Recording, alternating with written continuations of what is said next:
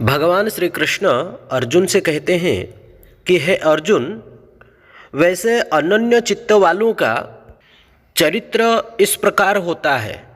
किस प्रकार? कहते हैं वे अपने चित्त और प्राणों को भली भांति मुझ में अर्पित कर परस्पर भावों का आदान प्रदान और हरि कथा का कथोपकथन करते रहते हैं। परंतु वर्तमान परिस्थिति इस प्रकार का है, कलयुग में भगवान का कथा कीर्तन को छोड़कर अनाब शनाब प्रपंच में ही पड़ा रहता है जीव। जीव का उद्धार कैसे होगा? भगवान का कृपा कैसे होगा? भगवान कल्याण कैसे करेंगे जीव को? इसलिए सभी प्रकार का विषयी भोगों से, सभी कर्मों से, समस्त प्रपंचों से विमुक्त होकर कुछ समय भगवान श्री कृष्ण का कथा कीर्तन में समय को व्यतीत करना चाहिए। तभी तो जीव का मंगल होगा, नहीं तो कैसे मंगल होगा? कथा कीर्तन से ही मंगल। हम लोग श्रवण किया ना, तब कथामृतम तप्त जीवनम कवि विरीडितम कल्मषापहम। कल्मष दूर कैसे होगा? कल्मष दूर होगा तभी तो मंगल का उदय होगा। कल्मष क्या है? जन्म मृत्यु।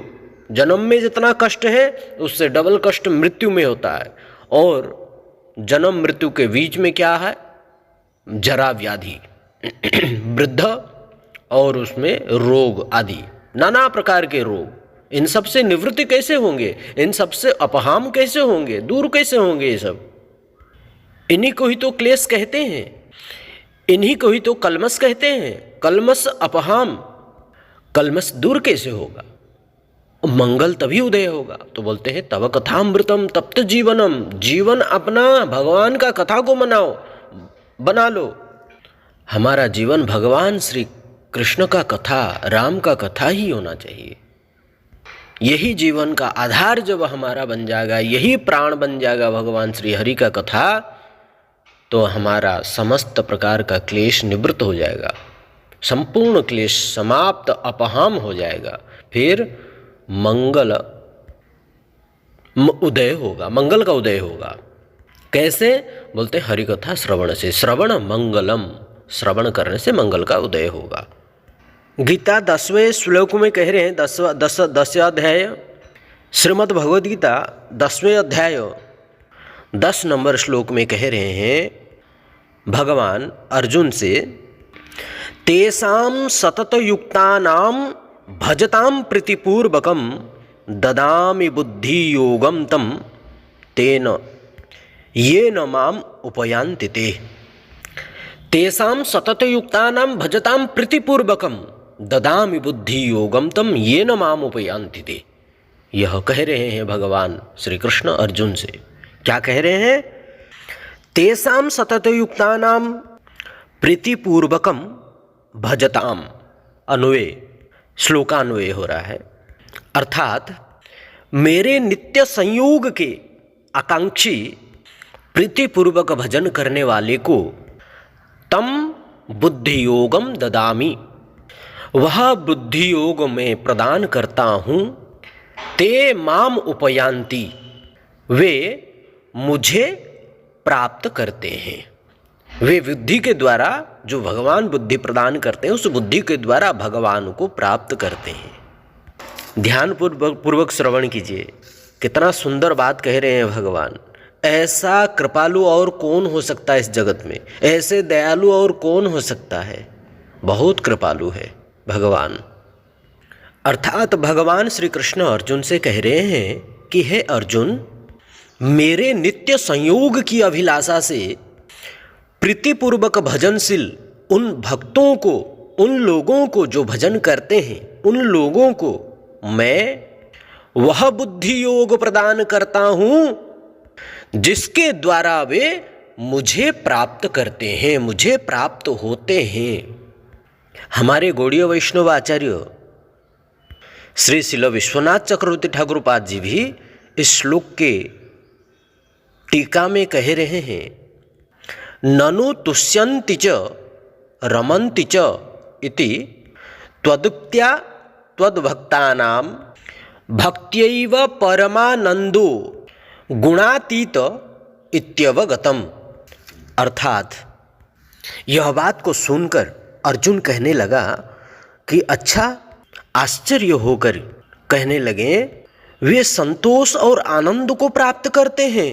आपकी इस युक्ति से, आपकी इस उक्ति से, आपकी भक्ति द्वारा ही आपके भक्तों को परमानंद की प्राप्ति और उनके गुणातीत होने की बात स्पष्ट हो गई है। गुणातीत का अर्थ क्या है? ये त्रिगुणा से, सत्वगुण, रजगुण, तमगुण से अतीत हो जाना गुणातीत कहते हैं। इन तीनों गुण से जो परे हो जाते हैं, जिनके अंदर में संपूर्ण भगवत गुण आ जाता है। ये तीनों गुण तो माइक गुण है ना, माया का तीनों गुण है ना, सत्वगुण, रजोगुण, तमगुण। ये तीनों गुण माया के द्वारा प्राप्त गुण, इन तीनों गुणों से अतीत हो जाते हैं भगवान के भक्त। यह बात स्पष्ट हुई। फिर विश्वनाथ चक्रवर्ती ठाकुर पाद जी अपना टीका में कह रहे हैं, किंतु तेषाम त्वत्साक्षात प्राप्तौ कह प्रकार। प्रश्न कर रहे हैं अर्जुन। फिर विश्वनाथ चक्रवर्ती ठाकुर पाद जी कह रहे हैं कि अर्जुन प्रश्न कर रहे हैं क्या, कि त्वत्साक्षात प्राप्तौ कह प्रकार, किंतु वे किस प्रकार है? अर्जुन इस प्रकार प्रश्न करने लगे। स च कुतः सकसात्यैरवगंतव्य इत्यपेक्षा या माह। इत्यपेक्षा मतलब इति अपेक्षा, माह मतलब करके। क्या कहने लगे? तेषाम इति। अर्थात अर्जुन ने जो प्रश्न किया, अर्जुन की इस प्रश्न की अपेक्षा कर श्री भगवान क्या कहने लगे? तेषाम इत्यादि कह रहे हैं। सतत युक्तानाम नित्यमेव। क्या कह रहे हैं? तेषाम इति सतत युक्तानाम नित्यमेव संयोगाकांक्षिणाम तम बुद्धियोगम ददामि। अर्थात भगवान श्री कृष्ण कहने लगे अर्जुन से, हे अर्जुन, नित्य ही मेरा संयोग आकांक्षी उन लोगों के हृदय में ही समस्त बुद्धियों एवं समस्त वृत्तियों को उद्भावित करता हूँ। किसके हृदय में? जिसके हृदय में संयोग आकांक्षी होगा, संयोग करने की आकांक्षी, अर्थात संधि करने की, भगवान के चरण कमल को जानने की, भगवान चरण कमल को प्राप्त करने की। यदिदम संधि, यहाँ पर यदि शब्द आया। यदि वे जीव भगवान की ओर जाना चाहता है, भगवान का भजन करना चाहता है, भगवान का चरण कमल को प्राप्त करना चाहता है, भगवान का सेवा करना चाहता है, भगवान का धाम जाना चाहता है, भगवान का परम दिव्य दर्शन करना चाहता है, भगवान के साथ संयोग बनाना चाहता है, ऐसे व्यक्ति के हृदय में तेषाम सतत युक्तानाम, ऐसे सतत संयोग आकांक्षी व्यक्तियों के, भक्तों के हृदय में मैं क्या प्रदान करता हूँ? ददामी, मैं प्रदान करता हूँ वे विशुद्ध बुद्धि योग को उनके हृदय में उद्भावित करता हूँ, ताकि उसके द्वारा वे मुझे प्राप्त कर लेंगे। फिर विश्वनाथ चक्रवर्ती ठाकुर पाद जी अपना टीका में कह रहे हैं, तेषाम हृदवृत्ति स्वहमेव उद्भावयामि इति। ऐसी भक्तों के हृदय में मैं संपूर्ण वृत्तियों को, संपूर्ण बुद्धियों को उद्भव करता हूँ। स बुद्धियोगः स्वतोन्यस्माच कुतश्चित् अप्यदिगन्तु मशक्यः। अर्थात वह बुद्धि योग स्वयं अथवा किसी अन्य से नहीं प्राप्त किया जा सकता। वह बुद्धि योग को कोई भी नहीं दे सकता, किसी से भी प्राप्त नहीं किया जा सकता। किंतु मदेक देयस्तदेक ग्राह इति भावः। अर्थात वह बुद्धि योग ना स्वयं प्राप्त कर सकता है और ना ही कोई और दे सकता है, किसी और से प्राप्त हो सकता है, नहीं हो सकता है, बल्कि केवल मेरे द्वारा ही प्रदेय है। भगवान के अतिरिक्त ये बुद्धि योग और कोई प्रदान नहीं कर सकता। यहाँ पर ब्रह्मा जी को तेने ब्रह्म हृदय यादि कवये मुह्यन्ति यत्सूरयः भगवान समस्त वेद वेदांत, इस प्रकार अर्जुन को भी भगवान बुद्धि प्रदान किए, उनके द्वारा ही ग्रहणीय है, भगवान के द्वारा ही यह बुद्धि योग ग्रहणीय है। मामुपयान्ति मामुपलभन्ते साक्षान्मन्निकटम प्राप्नुवन्ति। इस बुद्धि योग से युक्त होकर वे मुझे प्राप्त होते हैं। अर्थात इस श्लोक में यह बतलाया गया है कि अनन्य भक्तजन कैसे भगवान का साक्षात्कार लाभ प्राप्त करते हैं। श्री भगवान कहते हैं, भगवान श्री कृष्ण कहते हैं, जो लोग प्रीतिपूर्वक निरंतर मेरा भजन करते हैं, मैं स्वयं उनको बुद्धि योग प्रदान करता हूँ, जिससे वे सरल सहज रूप में मेरा साक्षात्कार कर सकते हैं। इसका प्रमाण श्रीमद् भागवत महापुराण में भी कहा गया है। श्रीमद् भागवत महापुराण 4:28-41 नंबर श्लोक में कहा गया है, भगवान श्री सुखदेव गोस्वामी पाद जी श्री राजा परीक्षित महाराज जी को कह रहे हैं कि हे परीक्षित, साक्षात भगवतोक्तेन गुरुणा हरिणा नृप विशुद्ध ज्ञान दीपेन स्फुरता विश्वतो मुखम।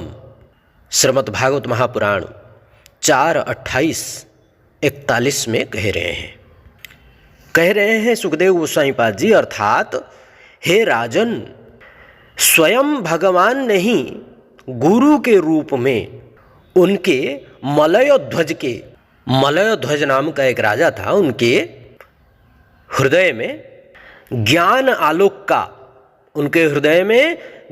आलोक का प्रकाश किया था। विशेषानुग्रहश्च, यह ब्रह्मसूत्र है, विशेषानुग्रहश्च यह ब्रह्मसूत्र है, वेदांत सूत्र। इस वेदांत सूत्र 3:8-38 के द्वारा भी बतलाया गया है कि भगवत कृपा के द्वारा ही भगवत दर्शन होता है। अर्थात भगवान के कृपा के द्वारा ही विशेषानुग्रहाश्च, अर्थात भगवान के कृपा के द्वारा ही भगवान का दर्शन होता है, इसके अतिरिक्त नहीं हो पाता, नहीं हो सकता, इसके अतिरिक्त नहीं हो सकता। इसलिए भगवान का कृपा यदि प्राप्त करना है तो साधु गुरु वैष्णव की चरणाश्रय होना ही पड़ेगा, सत्संग करना पड़ेगा। सत्संग के बिना विवेक होगा ही नहीं, सद्बुद्धि प्रदान नहीं हो सकती है। ऐसी जड़ बुद्धि में आज तक हम भगवान को प्राप्त नहीं कर पाया तो आगे क्या कर पाएंगे। तो ये जड़ बुद्धि जो है, ये जड़मति जो है, हमें नरक की ओर ही ले जाता है। इसलिए सद्बुद्धि, सद्ज्ञान, सद्विवेक प्राप्त प्रदान करने वाले गुरु वैष्णव है हम लोग के हृदय में, और वही गुरु वैष्णव ही भगवान ही गुरु वैष्णव के रूप में आते हैं। साक्षात हरित्वेन समस्त शास्त्रैः रुक्तस्तथा भाव्यत एव सद्भि किंतु प्रभुर प्रिय तस्य वंदे गुरुश्री चरणारविंदम। आचार्य माम विजान्यत, स्वयं आचार्य के रूप में मैं ही आता हूँ, ये तुम भली भांति जान लो। अभिजानियत, भली भांति जान लो। अब मनिहित करी चित, गुरु वैष्णव को अमान्य मत करो, गुरु वैष्णव का हर एक बात को मानो, हाँ, अमान्य मत हो। अमन्यहित करी चित, कदाचित अमान्य मत करो। हर एक बात को मानो, अमान्य मत हो। अमन्यत करी चित, न मर्त्या स्वयं देवे सर्वदेव मयि गुरु। इसलिए भगवान स्वयं ही गुरु वैष्णव के रूप में, आचार्य के रूप में आते हैं। इनकी चरण आश्रय हुए बिना हम भगवत प्राप्त नहीं कर सकते हैं। सद्बुद्धि प्राप्त नहीं करेंगे तो भगवत प्राप्त कैसे करेंगे? तो इसलिए सद्बुद्धि गुरु वैष्णव ही देते हैं और स्वयं भगवान ही गुरु वैष्णव के रूप में आते हैं, क्योंकि साक्षात हम भगवान को दर्शन नहीं कर पाएंगे, इसलिए गुरु वैष्णव के रूप में आते हैं। भगवान कितने कृपालु है, सोचिए कितने दयालु है। फिर भी हम कितना अधम पतित है जो भगवान से विमुख हो करके दिन रात इंस्टाग्राम, यूट्यूब आदि आदि में लगे रहते हैं, परंतु भगवान का भजन भक्ति से विमुख होते हैं, रहित रहते हैं। सदैव प्रपंच में ही लगा रहते हैं हम लोग। इन प्रपंचों को छोड़ करके, इन असत्संग को छोड़ करके भगवान का साधुगुरु कथा, हरि कथा साधुगुरु मुख से श्रवण करो। यही सत्संग है, यही साधु संग है। इससे जो विवेक प्राप्त होगा, इससे जो बुद्धि प्राप्त होगा, इससे साक्षात भगवान का प्राप्त होता है, साक्षात भगवत दर्शन होता है। हरे कृष्ण। यही सिद्धांत साधु गुरु वैष्णव का है, भगवान का है, श्रीमद् भगवद गीता का है।